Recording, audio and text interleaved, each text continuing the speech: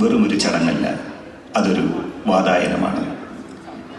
മൺമയമായ ഭൂമിയെ സ്പർശിക്കാൻ സ്വർഗം കാലത്തിൻ്റെ തിരശീല കീറി താഴേക്കിറങ്ങി വരുന്ന പരമപവിത്രമായ നിമിഷം. തിരുസഭയുടെ 7 കുദാശകളും ക്രൈസ്തവ ജീവിതത്തിൻ്റെ എല്ലാ സുപ്രധാന നിമിഷങ്ങളെയും സ്പർശിക്കുന്നുണ്ട്. മനുഷ്യരെ വിശുദ്ധീകരിക്കുകയും ക്രിസ്തുവിൻ്റെ ഭൗതിക ശരീരത്തെ വളർത്തുകയും ദൈവത്തിന് ആരാധന അർപ്പിക്കുകയും ചെയ്യാൻ നമ്മെ പ്രാപ്തമാക്കുന്ന, നമ്മുടെ ജീവിതത്തിന് ലക്ഷ്യബോധം നൽകുന്ന കുദാശകളെ പ്രാർത്ഥനയോടെ ആഴത്തിൽ നമുക്ക് സ്വീകരിക്കാൻ കഴിയട്ടെ എന്ന പ്രാർത്ഥനയോടെ ഞങ്ങൾ ആത്മാവിൻ്റെ തീർത്ഥാടനം എന്ന ഈ ചെറിയ ആവിഷ്കാരത്തിലേക്ക് സ്വാഗതം ചെയ്യുന്നു.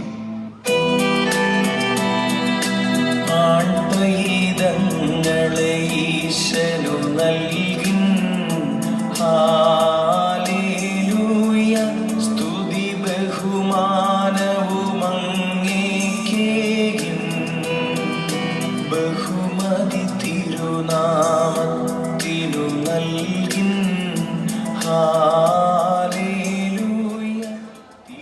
മാമോദിസ തൊട്ടി എന്നത് ഒരേ സമയം ഒരു ഗർഭപാത്രവും ഒരു കല്ലറയുമാണ്.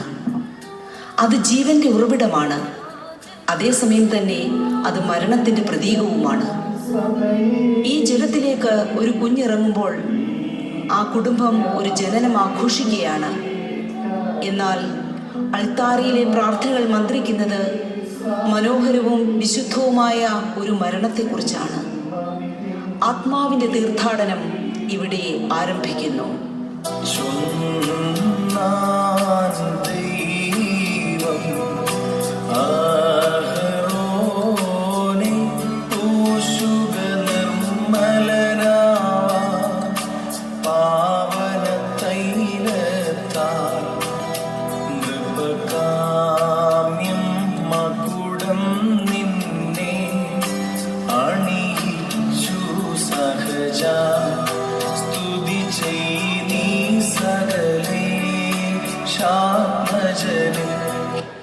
ഒരമ്മയുടെ പ്രാർത്ഥനയുടെയും ഒരപ്പൻ്റെ വിയർപ്പിൻ്റെയും കാവലിൽ വളർന്ന ആ മകൻ ഇന്ന് വിശുദ്ധിയുടെ പടവുകൾ കയറുകയാണ്. ഇതാ അൾത്താര ഒരുങ്ങിക്കഴിഞ്ഞു.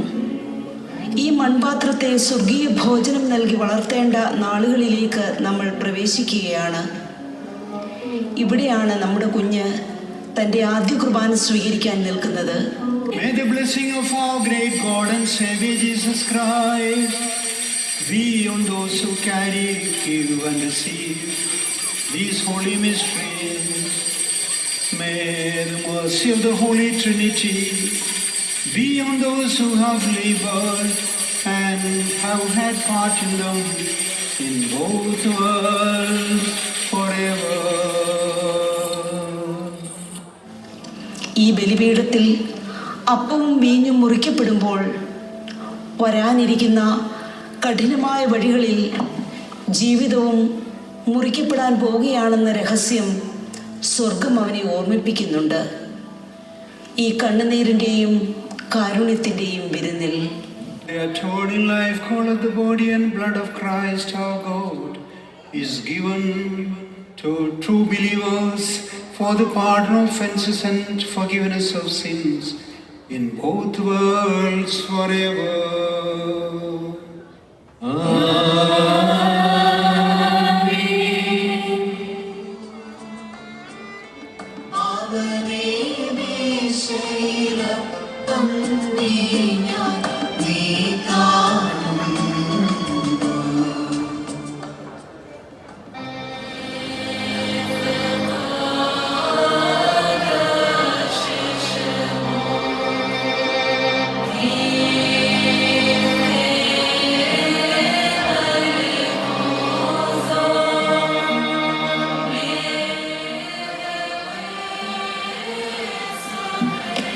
Even the brightest souls encounter the dark night of the world. Here, the priest steps down from the grandeur of the altar to become a companion in the dark, an icon of pure mercy. In the shadow of the confessional, the young man confesses his brokenness not to a cold judge, but to a spiritual father who has watched him grow since childhood. Witness the resurrecting power of forgiveness.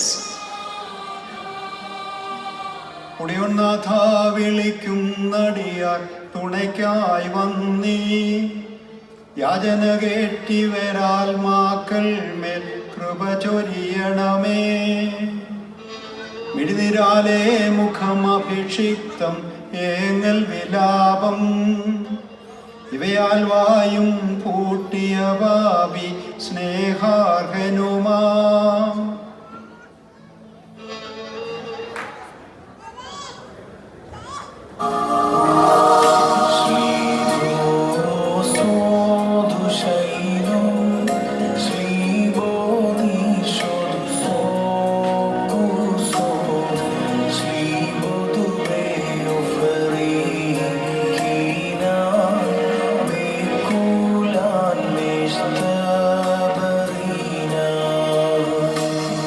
Love calls him forward.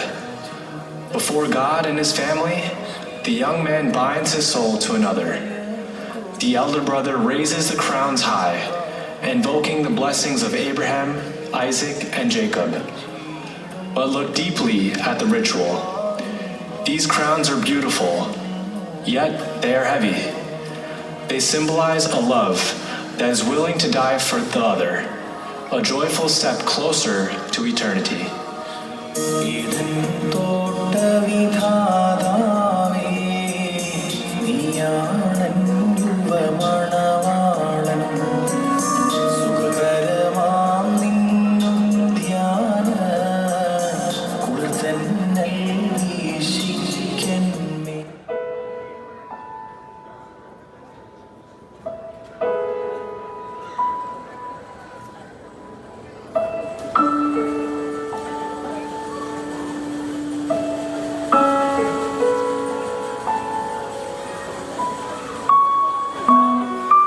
സീനായി മലമേൽ വന്നതിനെ പാവനമാക്കിയ പരിശുദ്ധൻ വന്നു വസിച്ചി ദാസനെയും പാവനനാക്കി തീർക്കട്ടെ.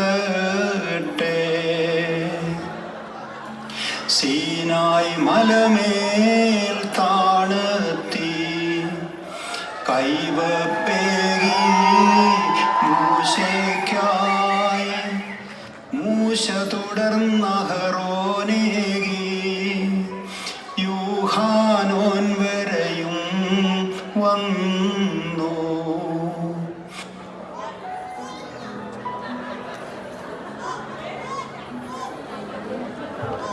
Priesthood is not a solitary path. It is carried by the prayers of the family. In this scene, we witness the beautiful reciprocity of grace. The younger brother, though his own physical strength begins to wane, stands as the pillars of support for the priest. The baby of the family honors the spiritual father his older brother has become.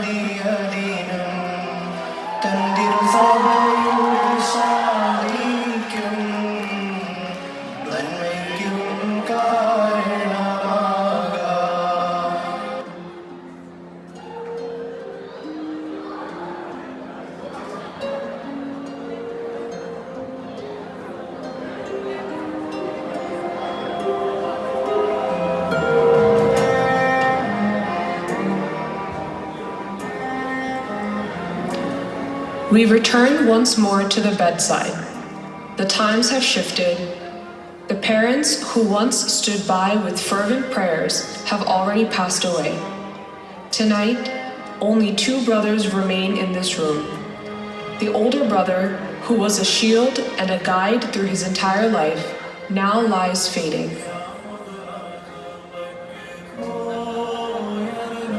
Here, the younger brother faces his hardest, most agonizing duty, to anoint the body of his protector and spiritual anchor with the holy oil of burial.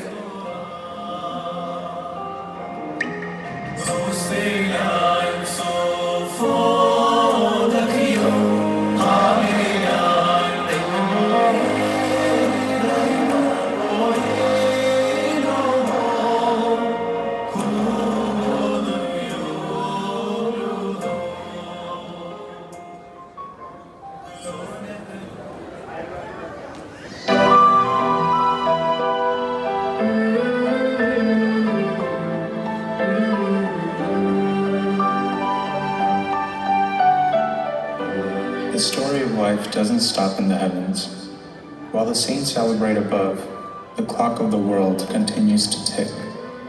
Here on earth, the sacred and the ordinary dance hand in hand, moving forward through all of life's beautiful chaos, witty bickering, and relatable struggles.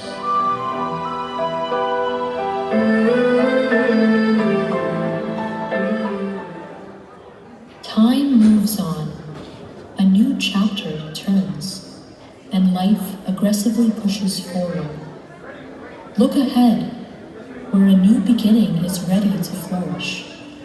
A celebration of love is unfolding before our eyes, bursting with music, laughter, and the joyful chaos of our own daily lives. Let the music rise. Let the celebration begin. Welcome to the wedding.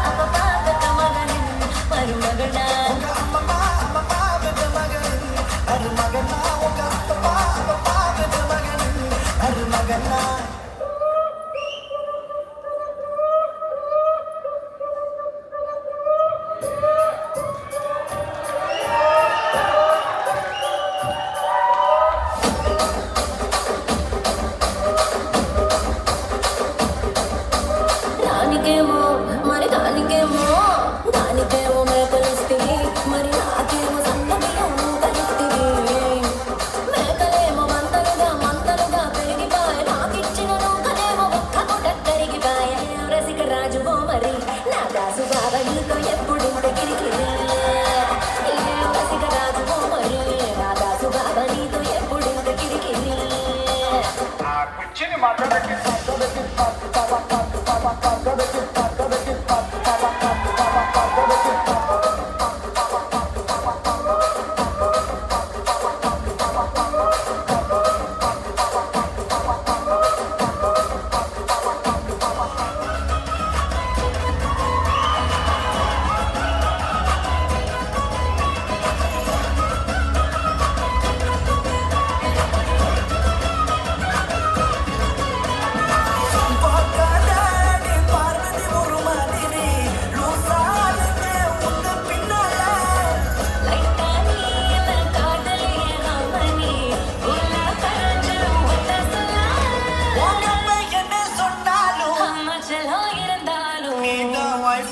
எனக்கு நீதான் life தாலி தாலி தேவையில்ல வாடி வாடி தாலி தாலி தேவையில்ல வாடி வாடி தட தட முத்தம் தர வட வட தட தட முத்தம் தர வட வட தாலி தாலி தேவையில்ல வாடி வாடி தாலி தாலி தேவையில்ல வாடி வாடி தட தட முத்தம் தர வட வட தட தட முத்தம் தர வட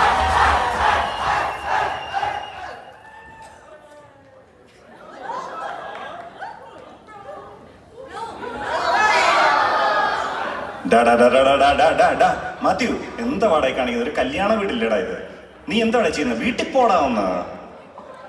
എടാ മോനെ, നീ എന്തോ ഈ കാണിക്കുന്നേ? വീട്ടിൽ പോടാ. എന്തോന്ന് വീട്? എടാ മോനെ, നീ എന്താ അങ്ങനെ പറയണേ? അമ്മച്ചിയുടെ കാര്യം നോക്കും. അമ്മച്ചി അവിടെ പോയി ബൈബിൾ വല്ലതും വായിക്കും. അതേടാ, ഞാൻ ബൈബിൾ വായിക്കും, പ്രാർത്ഥിക്കും. നീ ശരിയാകണ്ടേ? ദൈവമേ, ക്രിസ്ത്യൻ കുടുംബം, പള്ളി പോകും. എന്നാൽ ഇവനിങ്ങനെ തലതിരിഞ്ഞല്ലോ എൻ്റെ ദൈവമേ. നിന്റെ ചേട്ടനെ നീ ഒന്ന് നോക്കടാ. അവനൊരു പള്ളിയിലെ അച്ഛനാണെന്നെങ്കിൽ ഓർത്ത് നീ ഒന്ന് നല്ല വഴിക്ക് നടക്കെന്റെ മോനെ. അപ്പന് വേറെ പണിയൊന്നുമില്ല. എനിക്ക് ഇഷ്ടപോലെ ഞാൻ ജീവിക്കും. ചേട്ടന് ഇഷ്ടപോലെ ജീവിച്ചല്ലേ, ഞാനും എൻ്റെ വഴി തിരിഞ്ഞ് നടക്കട്ടെ. മാത്യു, നീ വീട്ടിലേക്ക് വാ. നമുക്ക് വീട്ടിൽ പോയി വല്ലതും കഴിച്ചിട്ട് സമാധാനമായിട്ട് സംസാരിക്കാം. എനിക്കാണേൽ നല്ല വിശപ്പുണ്ട്. ഓ, ചേട്ടച്ച വന്നോ? ഈശോ മിശിഹായ്ക്ക് സ്തുതിയായിരിക്കട്ടെ.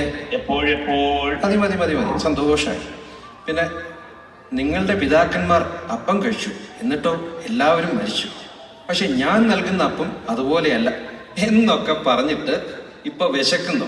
അപ്പൊ അപ്പത്തിന് അപ്പം തന്നെ വേണം. ചേട്ടൻ തക്കാൻ പോ. എടാ കുരുത്തം കിട്ടവനെ, വന്ന് കുർബാനയെ നീ അവഹേളിക്കാൻ തുടങ്ങിയോ? കർത്താവിന് തിരുശരീരത്തിനും തിരുരക്തത്തിനും എതിരെ തെറ്റ് ചെയ്തിട്ട് ശാപം വരുത്തി വെക്കരുത് കേട്ടോ മോനെ. കുരുത്തം കെട്ട അതങ്ങ് എനിക്ക് ഇഷ്ടപ്പെട്ടു. അത് എല്ലാവർക്കും ഞാനൊരു കുരുത്തം കെട്ടവന്, അതാണ് എനിക്ക് കേൾക്കേണ്ടത്. നീ എന്തായാലും എൻ്റെ കൂടെ വാ. കണ്ടില്ലേ അപ്പച്ചനും അമ്മച്ചും വിഷമിച്ച് നിൽക്കുന്നേ? നമുക്ക് ശാന്തമായിട്ട് സംസാരിക്കാം. അച്ഛനെ എന്തോ സംസാരിക്കാം. അപ്പനെയും അമ്മയും എന്നെ ഏൽപ്പിച്ചിട്ട് സുഖമായി അങ്ങ് സെമിനാരിൽ പോയി. അതാണോ ശരിക്കുള്ള ഉത്തരവാദിത്വം? അച്ഛനൊരു വലിയൊരു പ്രമാണത്തിന് ലംഘനമായിട്ടാണ് ഈ കാണിക്കുന്നത്. ഞാൻ എൻ്റെ ജീവൻ പാഴാക്കുകയല്ല. നമ്മുടെ കുടുംബം എനിക്ക് തന്ന ആ സ്നേഹം ലോകം മുഴുവൻ പങ്കുവെക്കാൻ വേണ്ടി ഞാൻ എന്നെ തന്നെ ബലികഴിക്കുകയാണ്. നീ എന്നെ വെറുത്താലും നിനക്ക് വേണ്ടി പ്രാർത്ഥിക്കാൻ ആ ആൾത്താരയിൽ ഞാൻ കാണും.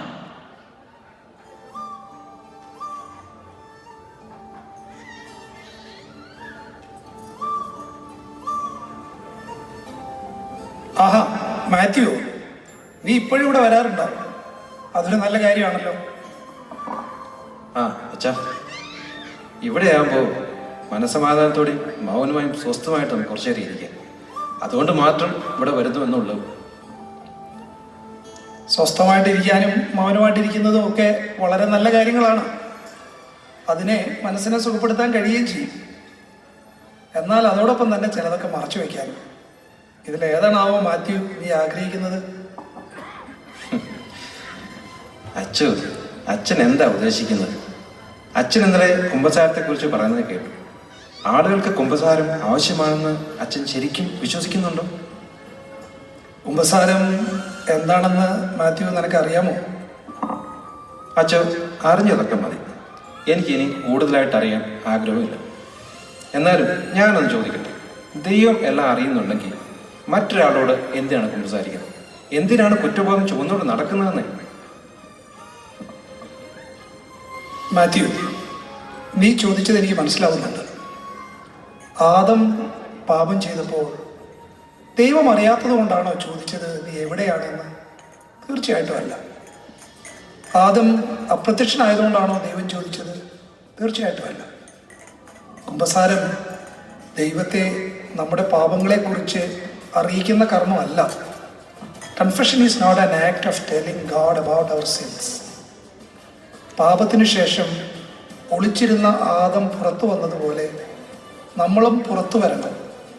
ശരിയായ വെളിച്ചത്തിലേക്ക് വരാൻ അങ്ങനെ നമ്മെ സഹായിക്കുന്ന കുദാശയാണ് കുമ്പസാരം. Confession is just stepping out of ഹൈഡിങ്സ്.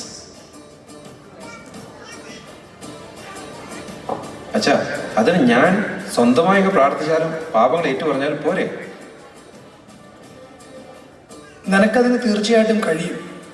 എന്നാൽ ക്രിസ്തു നഗ്ന നേത്രങ്ങൾ കൊണ്ട് നമുക്ക് കാണാൻ സാധിക്കാത്ത വലിയ പ്രസാദവരത്തെ കാണാൻ സാധിക്കുന്ന ഒരു അടയാളം കൊണ്ട് സ്ഥാപിച്ചു.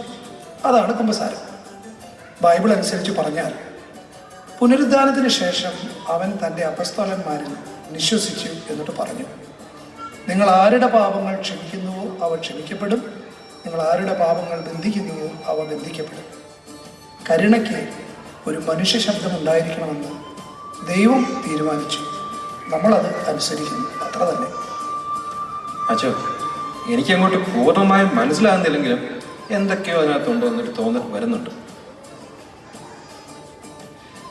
എടാ മാത്യു, നീ ഒന്ന് ആലോചിച്ച് നോക്കിയേ. നിനക്ക് ശരീരത്തിൽ ഒരു മുറിവുണ്ടായാൽ ഒരു കുഴപ്പമില്ല, ഒന്നും സംഭവിച്ചിട്ടില്ല എന്ന രീതിയിൽ നീ നടക്കും, അതോ അതിനുള്ള ചികിത്സ തേടുമോ? തീർച്ചയായിട്ടും ചികിത്സ തേടും. ആരായാലും അതല്ലേ ചെയ്യത്തുള്ളൂ. നമ്മുടെ പാപങ്ങളൊക്കെ നമ്മുടെ ആത്മാവിൻ്റെ മുറിവുകളാണ്. അത് സൗഖ്യമാക്കാൻ കുമ്പസാരം എന്ന ഒരു വലിയ സ്നേഹത്തിൻ്റെ കൂദാശ ദൈവം നമുക്ക് തന്നിട്ടുണ്ട്. അപ്പോൾ അത് സ്വീകരിച്ച് സൗഖ്യം പ്രാപിക്കുന്നതല്ലേ നല്ലത്? പക്ഷേ അച്ചോ, എനിക്കിപ്പോഴും ഒരു സംശയം. ഈ പാപം എന്നൊക്കെ പറയുന്നത് യഥാർത്ഥത്തിലുള്ള ഒരു കാര്യമാണ്. വെറുതെ ഒരു കുറ്റവാദം ഉണ്ടാക്കാൻ വേണ്ടി മതങ്ങളുണ്ടാക്കിയ ഒരു ധാർമ്മിക പഠനങ്ങളിൽ നിന്ന് ഉരുത്തിരിഞ്ഞ കാര്യമായിട്ടാണ് എനിക്ക് പലപ്പോഴും തോന്നാറുള്ളത്. ഈ മൊറാലിറ്റി ഒക്കെ മനുഷ്യരുണ്ടാക്കിയതല്ലേ? ധാർമ്മിക പഠന പുസ്തകങ്ങൾ ഒന്നും വായിക്കാത്ത ആളുകൾക്കും മറ്റു മനുഷ്യരെ ഉപദ്രവിക്കരുത്, നല്ലതായിട്ട് ജീവിക്കണം, തെറ്റ് ചെയ്യരുത് എന്നൊക്കെ തോന്നുന്നത് അപ്പം എങ്ങനെയാണ്? പാപം യഥാർത്ഥമല്ലെങ്കിൽ തെറ്റിലൂടെ ചരിക്കുന്നവർക്ക് വല്ലാത്തൊരു ശൂന്യത അവസാനം തോന്നുന്നത് എന്തുകൊണ്ടാണ്? നല്ല കാര്യം ചെയ്യുമ്പോൾ നിനക്ക് സന്തോഷം തോന്നാറില്ലേ? തിന്മ ചെയ്യുമ്പോൾ നിനക്ക് ദുഃഖവും തോന്നാറുണ്ടല്ലോ. അതൊക്കെ നമ്മളെ എന്താ പഠിപ്പിക്കുന്നത്?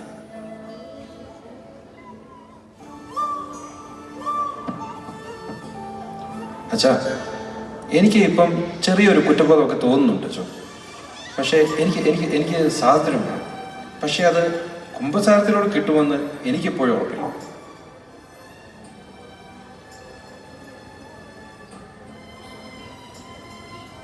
ഇപ്പൊ അങ്ങോട്ട് ഇറങ്ങിപ്പോയത് നമ്മുടെ തെക്കേടത്തിലെ മാത്യു ആണ്.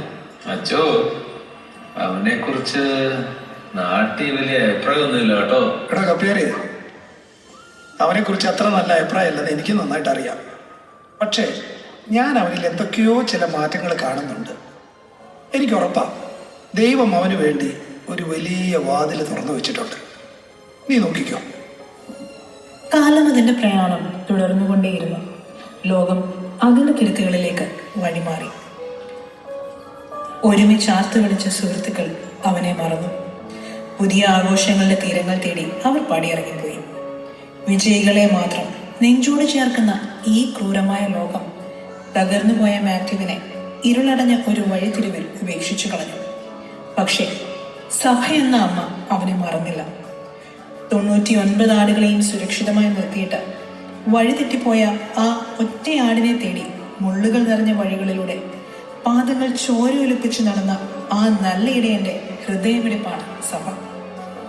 ലോകം മുഴുവൻ ഒരുവനെ അന്യായമായി തള്ളിക്കളയുമ്പോഴും അവനെ തിരികെ സ്വന്തം ഭവനത്തിലെത്തിക്കാൻ നിശബ്ദമായി പിന്തുടരുന്ന ആ വലിയ സ്നേഹത്തിന്റെ അത്യഗാധമായ കാരുണ്യത്തിന്റെ പേരാണ് സഭ.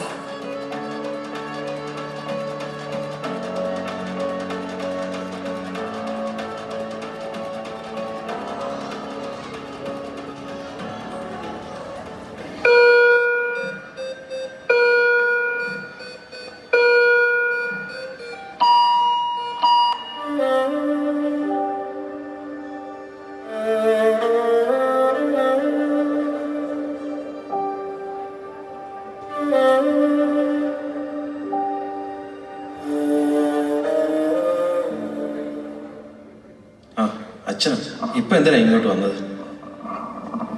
നിന്നെ കാണാൻ വരാൻ ആരോ എന്നെ വിളിച്ചു, അതുകൊണ്ട് വന്നു. ഞാൻ വിളിച്ചില്ല, തീർച്ചയായിട്ടും ഞാൻ വിളിച്ചിട്ടില്ല.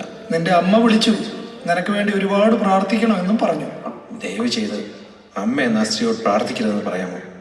എനിക്ക് വേണ്ടി അവർ പ്രാർത്ഥിക്കാതിരിക്കുന്നത് നല്ലത്. മാത്യു, പ്രാർത്ഥന ദൈവത്തെ ഓരോന്ന് ചെയ്യിക്കാൻ നിർബന്ധിക്കുന്ന ചടങ്ങല്ല. അത് വിശുദ്ധമായൊരു അർച്ചനയാണ്. എന്ന് വെച്ചാൽ സ്നേഹത്തോടെയുള്ള സംസാരം. നീ ഒന്ന് പ്രാർത്ഥിച്ചു നോക്ക് ആത്മാർത്ഥമായിട്ട്. അച്ഛൻ, ഞാൻ അതൊക്കെ പണ്ടേ ഉപേക്ഷിച്ചതാണ്. പിന്നെ എന്തിനാണ് ഇതൊക്കെ പറഞ്ഞ് എന്നെ വീണ്ടും വീണ്ടും ബോധർ ചെയ്യുന്നത്? നീ പ്രാർത്ഥന ഉപേക്ഷിച്ചെങ്കിലും പ്രാർത്ഥിക്കുന്ന ഇടത്തിൽ തന്നെ നീ എങ്ങനെയാണ് എത്തിച്ചേർന്നതെന്ന് ഒന്ന് ചിന്തിച്ചു നോക്കിയേ. എന്തായിരിക്കും നീ ഇവിടെ വരാനും ഞാൻ നിന്നോട് സംസാരിക്കാനും കാരണം? ദൈവം വാഗ്ദാനങ്ങളിൽ വിശ്വസ്തനാണ് എന്ന് പറഞ്ഞിട്ടുള്ളത് നീ വായിച്ചിട്ടില്ലേ? തൻ്റെ പ്രിയപ്പെട്ട ഒരാൾ പോലും നശിക്കാൻ അവിടുന്ന് അനുവദിക്കില്ല. ഞാൻ കുംഭസാരത്തെ പരിഹസിക്കുന്നു, പൗരോഹിത്യത്തെ പരിഹസിക്കുന്നു, വിവാഹത്തെ പരിഹസിക്കുന്നു, വിശ്വാസത്തെ പരിഹസിക്കുന്നു. ഇത്രയൊക്കെ ചെയ്യുന്ന എൻ്റെ പിന്നാലെ ഇങ്ങനെ പിന്നെയും പിന്നെയും കയറി വരാൻ അച്ഛൻ എന്താ വെട്ടിയാണ്? മോനെ, പത്രോസ്ലീഹ നിഷേധിച്ചു, തോമാശ്ലീഹ സംശയിച്ചു, വിശുദ്ധ പൗലോസോ ദൈവത്തിനെ തകർന്ന ആളുകളുമായിട്ട് ഇടപെടാൻ ഒരു പ്രത്യേക ഇഷ്ടമാണ്. ധൂർത്തുപുത്രന്റെ മടങ്ങിവരവിനായി കാത്തിരിക്കുന്ന സ്നേഹപിതാവാണ് അവിടുന്ന്. നീ വായിച്ചിട്ടില്ലേ? അതെല്ലാം പോട്ടെ, കഴിഞ്ഞ തവണ കണ്ടപ്പോൾ നിനക്ക് ഇടയ്ക്കിടയ്ക്ക് തലവേദന വരുമെന്ന് നീ പറഞ്ഞിട്ടുണ്ടായിരുന്നല്ലോ. ഇപ്പോഴും അത് വരാറുണ്ടോ? മരുന്ന് കഴിച്ചിട്ട് സുഖപ്പെട്ടില്ല എന്ന് നീ അന്ന് എന്നോട് പറഞ്ഞതായിട്ടാണ് എൻ്റെ ഓർമ്മ. ഒരു കാര്യം ഞാൻ പറഞ്ഞു തരട്ടെ. രോഗീലേപനം എന്ന ഉദാശ സ്വീകരിക്കാൻ മനസ്സുണ്ടെങ്കിൽ അതൊരു പക്ഷേ നല്ല ഫലം ചെയ്തേക്കും. അച്ഛാ, അത് മരിക്കുന്നതിന് മുമ്പ് സ്വീകരിക്കുന്ന ഒരു ചടങ്ങല്ലേ? അപ്പോൾ ഞാൻ മരിക്കാറായി എന്നാണോ അച്ഛൻ പറഞ്ഞു വരുന്നത്? മാത്യു, യോഗീലേപനം സാധാരണ ഭാഷയിൽ നമ്മൾ പറയുന്ന അന്ത്യകൂദാശ കേൾക്കുമ്പോൾ അതൊരു അന്ത്യ ചടങ്ങായിട്ട് തോന്നിയേക്കാം. എന്നാലോ ഈ കൂദാശ വേദനിക്കുന്നവർക്കും രോഗികൾക്കും അകാരണമായ ഭയമുള്ളവർക്കുമൊക്കെ അതിൽ നിന്ന് രക്ഷ പ്രാപിക്കാൻ ദൈവം നൽകിയിരിക്കുന്ന വരപ്രസാദത്തിൻ്റെ അടയാളമാണ്. ഒരു വ്യക്തിക്ക് സ്വയം സഹിക്കാൻ കഴിയാത്ത നിമിഷങ്ങളിൽ ക്രിസ്തു അവൻ്റെ കഷ്ടപ്പാടിലേക്ക് ഇറങ്ങി വന്ന് അവനെ സൗഖ്യപ്പെടുത്തുന്ന കൂദാശയാണ്. അച്ഛോ, അങ്ങനെയാണെങ്കിൽ പൂർണ്ണമായ വിശ്വാസത്തോടെ അത് സ്വീകരിക്കാൻ എനിക്ക് സാധിക്കുമെന്ന് ഞാൻ കരുതുന്നില്ല. എങ്കിലും എനിക്ക് അതുവഴി സൗഖ്യം ഉണ്ടാകുമെങ്കിൽ അങ്ങനെയാട്ടെ, ഞാനത് സ്വീകരിക്കാൻ തയ്യാറാണ്. നിനക്ക് വേണ്ടിയുള്ള എൻ്റെ പ്രാർത്ഥനകളും നിന്റെ മാതാപിതാക്കളുടെ ഇടതടവില്ലാത്ത വിശ്വാസത്തോടെയുള്ള പ്രാർത്ഥനകളും നിന്റെ സൗഖ്യത്തിന് നിദാനമായിട്ട് തീരട്ടെ.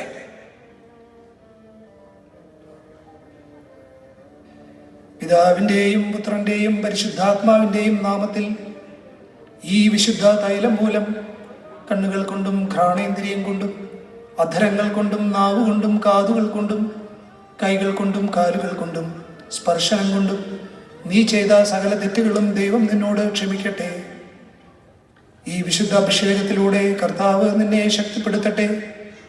നിന്റെ നിരാശയിൽ നിന്ന് അവിടുന്ന് നിന്നെ മോചിപ്പിക്കട്ടെ. വീണുപോയതിനെ അവൻ ഉയർപ്പിക്കട്ടെ. മുറിവേറ്റതിനെ അവൻ പുനഃസ്ഥാപിക്കട്ടെ. പിതാവേ, ശരീരത്തിലും ആത്മാവിലും ഞാൻ പാപിയാണ്. എൻ്റെ പാപങ്ങളെപ്പറ്റി ഞാൻ ദുഃഖിക്കുന്നു. അനുതാപിയായി എന്നെ സ്വീകരിച്ച് എനിക്ക് മോചനം നൽകുമോ? മാത്യു, ദൈവം ആദ്യ ചൂടുകൾ നിനക്കായി വെച്ചു കഴിഞ്ഞു. നീ അതിൽ ആശ്രയിക്കാനുള്ള മനസ്സ് ഒരുക്കുക മാത്രം ചെയ്താൽ മതി. സത്യത്തിൽ മോനെ, നീ ഒന്നിനെക്കുറിച്ചും ആകുലപ്പെടേണ്ട. നിന്റെ അനുതാപത്തിൻ്റെ കണ്ണുനീര് വീഴുന്നതിന് എത്രയോ മുൻപേ ദൈവം അവിടുത്തെ കരുണയുടെ കരങ്ങൾ നിനക്കായി വെച്ച് തന്നു കഴിഞ്ഞു. നമുക്ക് ദൈവത്തെ മഹത്വപ്പെടുത്താം. പിന്നെ ഞാനിപ്പോൾ വന്നത് ഇങ്ങോട്ട് വരാൻ നിനക്ക് വേണ്ടി പ്രാർത്ഥിക്കാൻ എന്നെ നിയോഗിച്ച ചിലരുണ്ട്. അതാരാണെന്ന് നിനക്കറിയാം. നിന്റെ അപ്പനും അമ്മയും. എൻ്റെ അപ്പനും അമ്മയും ഇനി അവരോട് പറഞ്ഞേക്ക് എനിക്ക് വേണ്ടി ഇനി പ്രാർത്ഥിക്കണ്ട എന്ന്. മാത്യു, അവരോട് പറയാൻ എനിക്ക് എങ്ങോട്ട് പോകേണ്ട ആവശ്യമില്ല. അത് എവിടെ നിന്ന് വേണമെങ്കിലും പറയാം. കാരണം അവരുടെ ഈ ഭൂമിയിലെ പ്രാർത്ഥനകളും വാക്കുകളും ഒക്കെ അവർ അവസാനിപ്പിച്ചിട്ട് നാളുകളായി. അച്ഛൻ എന്തായി പറയുന്നത്? എൻ്റെ അപ്പനും അമ്മയും നീ പോയതിനു ശേഷം നിന്നെ ഓർത്ത് ഉരുകിത്തീർന്ന 2 മെഴുകുതിരികളായിരുന്നു അവര്. അവർ നിത്യസമ്മാനത്തിനായിട്ട് യാത്രയായി. ഇല്ല ഇല്ല ഇല്ല, ഞാനത് വിശ്വസിക്കത്തില്ല. എന്നാലും എൻ്റെ ദൈവമേ, ഞാൻ അവരോട് ഒരു യാത്ര പോലും പറഞ്ഞില്ലല്ലോ. ഞാൻ അവരെ ഒരുപാട് വിഷമിപ്പിച്ചു. അവർ എന്നെ വെറുത്തുകൊണ്ടായിരിക്കും മരിച്ചുപോയത്. എന്നെപ്പോലെ ശാപത്തെ ഓർത്തവർ ഇല്ല മാത്യു, നീ തെറ്റിദ്ധരിച്ചതാണ്. നിന്റെ അമ്മ മരിക്കുന്നതിന് മുമ്പ് ഹോസ്പിറ്റൽ കിടക്കയിൽ കിടന്ന് എൻ്റെ കൈകളിൽ പിടിച്ചുകൊണ്ട് ഒരു കാര്യം പറഞ്ഞു. അച്ചോ, എൻ്റെ മോൻ എന്തെങ്കിലും തിരിച്ചു വരും. അവന് കൊടുക്കാൻ എൻ്റെ കയ്യിൽ പണമോ പ്രതാപമോ ഇല്ല. പക്ഷെ എൻ്റെ ജീവൻ്റെ അവസാന ശ്വാസം വരെ അവന് വേണ്ടി ഞാൻ പ്രാർത്ഥിച്ചിട്ടുണ്ട്. എൻ്റെ കണ്ണുനീരുണ്ട്, അത് അവന് വേണ്ടി ഞാൻ സമർപ്പിക്കുന്നു. അതുപോലെ തന്നെ മോനെ, നിന്റെ അപ്പൻ്റെ ശ്വാസം നിലയ്ക്കുമ്പോഴും ആ ചുണ്ടുകളിൽ മന്ത്രിച്ചത് നിന്റെ പേരായിരുന്നു. ആ മാതാപിതാക്കളുടെ ശരീരം മണ്ണിലേക്ക് മടങ്ങിയെങ്കിലും അവർ നിനക്കായി ചൊരിഞ്ഞ പ്രാർത്ഥനകൾ ഈ മുറിയിൽ ഇപ്പോഴും ജീവനോടെയുണ്ട്. അത് നിന്നെ കാത്തു നിൽക്കുകയാണ്. ദൈവത്തിന് നിന്നോടുള്ള കരുണയുടെ കാവലായിട്ട്.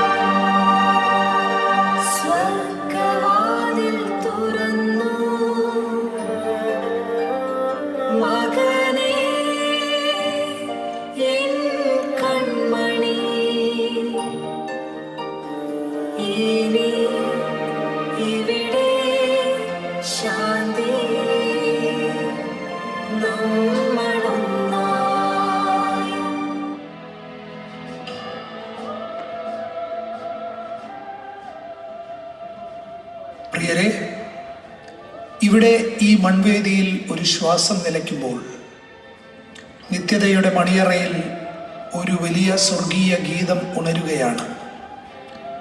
നിങ്ങളീ കണ്ടത് ഒരു മരണത്തിൻ്റെ പരാജയമല്ല. ലോകം തള്ളിക്കളഞ്ഞവൻ ഇതാ ദൈവത്തിൻ്റെ സന്നിധിയിൽ എത്തിയിരിക്കുന്നു. ഇടയൻ കാത്തിരിക്കുകയായിരുന്നു. ജ്ഞാനസ്നാനത്തിൽ തുടങ്ങിയ ആ പ്രയാണം ഇതാ വിശുദ്ധരുടെ കൂട്ടായ്മയിൽ സ്വർഗീയ സന്തോഷത്തിൽ പൂർണ്ണമായിരിക്കുന്നു. കൂദാശകൾ ഒരിക്കലും ചങ്ങലകളായിരുന്നില്ല, അവ വാതിലുകളായിരുന്നു. യഥാർത്ഥ ഭവനത്തിലേക്കുള്ള വാതിലുകൾ. ക്രിസ്തു സ്ഥാപിച്ചതും തിരുസഭ പരികർമ്മം ചെയ്യുന്നതും അദൃശ്യമായ ദൈവീക ജീവൻ നൽകി നമ്മെ വിശുദ്ധീകരിക്കുകയും ചെയ്യുന്ന ദൃശ്യമായ അടയാളങ്ങളാണ് കൂദാശകൾ എന്ന് നാം മറക്കരുത്. പാപത്തിൻ്റെ മുറിവുകൾ സുഖപ്പെടുത്തുവാനും ക്രിസ്തുവിൽ പുതിയ ജീവൻ നൽകുവാനും വേണ്ടി എന്നെന്നും ജീവിക്കുന്നതും ജീവൻ നൽകുന്നതുമായ ക്രിസ്തുവിൻ്റെ ശരീരത്തിൽ നിന്ന് പ്രവഹിക്കുന്ന ശക്തികളായ കൂദാശകൾ നമുക്ക് നിത്യജീവൻ പ്രദാനം ചെയ്യട്ടെ.